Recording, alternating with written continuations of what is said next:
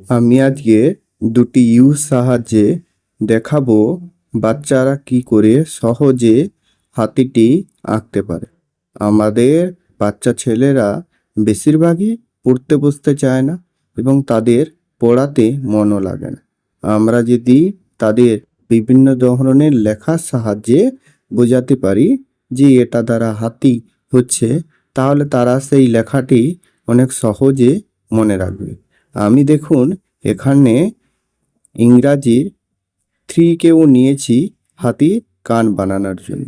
তোমরাও এ ধরনের বিভিন্ন লেখা দিয়ে বাচ্চাকে বোঝানোর চেষ্টা করতে পারো, তাহলে তারা শিখতেও আগ্রহী হবে এবং তারা তারা সহজে মনেও রাখতে পারবে। আমার এই পদ্ধতিটি যদি তোমাদের ভালো লাগে তাহলে বাচ্চাকে এভাবে শেখানোর চেষ্টা করবে, তারা সহজে ভুলবে না। ভিডিওটি যদি ভালো লেগে থাকে তাহলে আমার ভিডিওটি বাচ্চাদের শেখানোর জন্য ব্যবহার করতে পারো।